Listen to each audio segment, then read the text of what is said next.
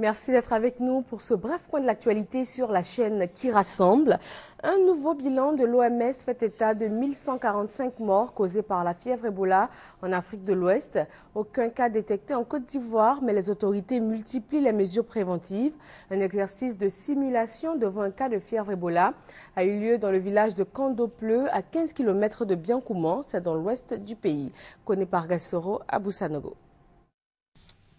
À son arrivée à Kandopleu, village situé à 15 km de Biankouman, la ministre de la Santé et de la lutte contre le sida, Raymond Kofi Goudou, est accueillie par les populations villageoises, les autorités préfectorales, les cadres de la région, avec à leur tête le ministre d'État, ministre du Plan et du Développement, Albert Mabry-Touakus. Ici, la ministre assiste à un exercice de simulation d'un cas de fièvre Ebola détecté dans le village. La ministre de la Santé et de la lutte contre le sida et le représentant de l'Organisation mondiale de la santé en Côte d'Ivoire, Alanga Yokwinde, apprécient l'exercice.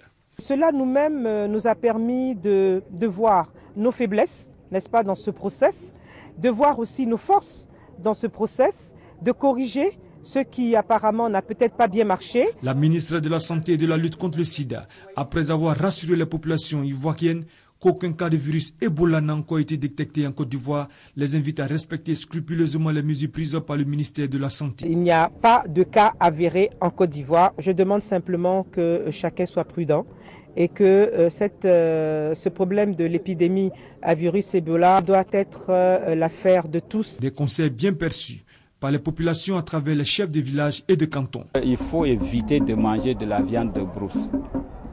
Il faut se laver les mains régulièrement. En tout cas, le contact, se serrer les mains, il faut éviter. Occasion pour la ministre d'offrir aux populations ainsi qu'au personnel de santé de la région du Tongui du matériel désinfectant. 250 millions de francs CFA. C'est le montant dégagé par le gouvernement ivoirien pour soutenir 15 préfets et 51 sous-préfets au niveau national dans leurs différentes campagnes de sensibilisation contre le virus Ebola. En France, la journée d'hier a été consacrée à la commémoration du débarquement. Le président ivoirien Alassane Ouattara y participe. Occasion pour le président français de rendre hommage aux combattants d'Afrique. Reportage. Le chant des Africains, entonné par le chœur de l'armée française, résonne du haut du Mont Faron à Toulon. François Hollande célèbre les 70 ans du débarquement de Provence. Le président français souligne le rôle déterminant des combattants du continent africain. L'armée d'Afrique a été décisive. Par leur sacrifice, ces hommes ont noué entre notre pays et l'Afrique un lien de sang que rien ne saurait dénouer. À l'armée d'Afrique, la France reconnaissante.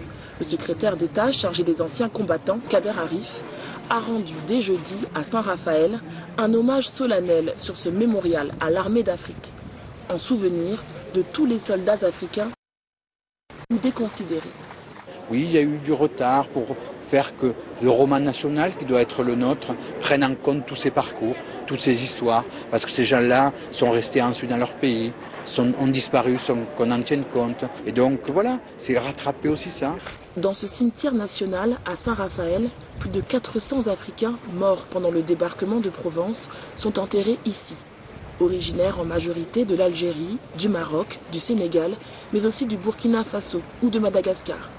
Cet historien n'oublie pas de rappeler qu'ils ont versé leur sang pour une patrie qui ne leur reconnaissait aucun droit. Il pouvait y avoir pour certains l'espoir d'une reconnaissance. Peut-être par le droit de vote, ce qui avait été le cas pour certains en 1919, peut-être par une amélioration des statuts coloniaux.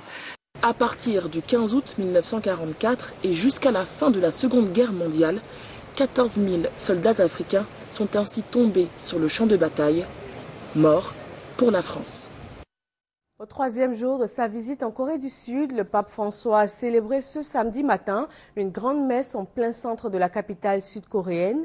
Plus de 800 000 fidèles et curieux se sont rassemblés pour écouter cette célébration. Elle a été consacrée à béatifier les premiers catholiques coréens persécutés dans les siècles passés. Ils sont 124 martyrs à avoir été béatifiés. L'aide humanitaire russe n'est pas encore arrivée à destination. Elle attend encore d'être inspectée par l'Ukraine et par la Croix-Rouge.